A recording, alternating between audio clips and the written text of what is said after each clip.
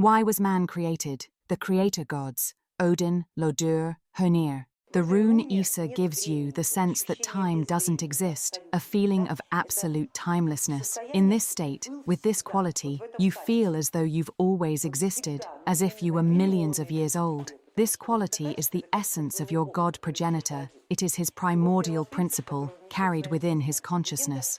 Legends tell us how the soul of man first came into being, and I will briefly recount these legends to you. When man was created, he was made in different ways, from different materials. Some legends say that he was moulded from clay, others say that he was formed from the dust of the earth. Our Norse gods created the first humans from tree trunks. The Slavic gods wove man out of bast stripes, and the god Veles nourished him with his own blood. That's what the legends say.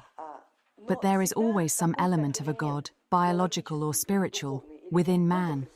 And this element, which is either a fragment of their physical form, their personality, or their consciousness, transforms into the human soul. So what is the consciousness for a god becomes the soul for a man.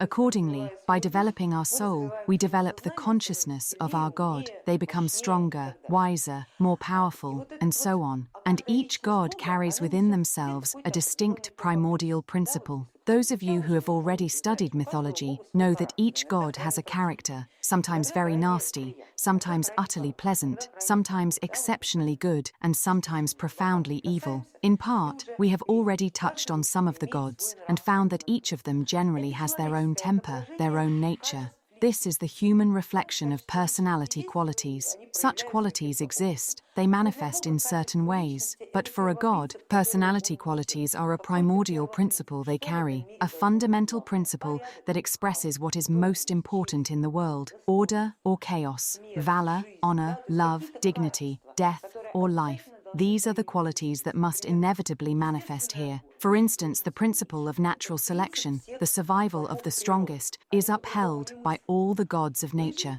They simply can't imagine it any other way. For them, the strongest must survive. And if you talk to a nature god about mercy, or the idea that all beings have equal rights, they simply say, you do not understand the fundamentals of existence. But there are other gods who believe on the contrary, that all beings should have equal rights, that each must be given the opportunity to develop, and that this development must follow a certain principle. The Norse gods proclaimed that valor and honor are the most important, and if a man acts with honor and valor, with conscience, then he is right. Other gods declare that a man is right if he fights against evil. For example, the Sumerian pantheon actively and openly fought against all forms of evil. Our Slavic gods upheld the principle of love. They taught that love can overcome all obstacles and justify everything, absolutely everything. And the Egyptian gods, for instance, stated that man must live in such a way that he can die properly. And if he dies properly, passes through all the stages of development of his consciousness, through death, and preserves his consciousness unchanged, it means that the principle which he has maintained throughout his life, subordination, worship, deification of the pharaohs, and so on, is the correct principle, and that is how life should be lived. In this way, the principle by which one gets a victory at the end of life determines which god will emerge victorious. It is clear that one person doesn't make much difference. But the gods have divided themselves into many parts. There are many bearers of different primordial principles in the world, just as there are many gods, and each of you is the bearer of your own primordial principle, the primordial principle of your own god. In fact, at a deeper level, people find and unite with one another through a shared primordial principle. When they hold the same deep values, they even say, we share the same deepest values. And when that is the case, nationality, religion, social status, or caste no longer matter. None of these factors hold any significance when people are united by the same primordial principle. But sadly, such occurrences are rare.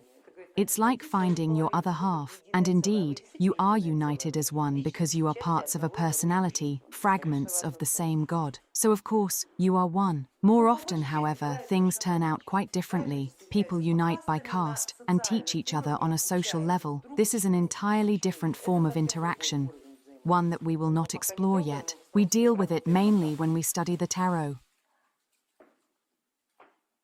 And this subtle connection is the very touch of the primordial, the connection to one's progenitor, to the force that brought you into being.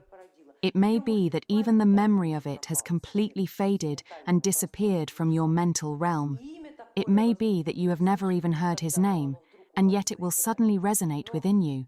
But knowing the name of your God is only half the battle. It is important to understand the principle that your God held in his own existence, and you can approach this understanding in one of two ways. Either the name of the God has already responded in your consciousness when you enter your I am, when you connect with the rune Isa, and then all that remains is to gather all the information you can, legends, history, mythology, the development of his cult, and so on. Or you can become aware of the primordial principle itself and realize, this is above me, this is who I am, this is my essence. My Narthes is like this, because this is my essence, and my Hagalaz is like this, because this is who I really am. And from that point, you study all the mythologies and seek out all the gods who upheld that very same primordial principle. Did I explain it clearly? Good.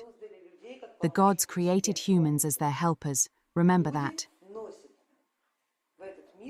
Humans shape this world, change reality through the primordial principle of their God, embedding the algorithm of victory as their force, their inner Isa tells them.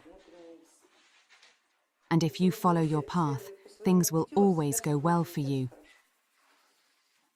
And with the highest quality.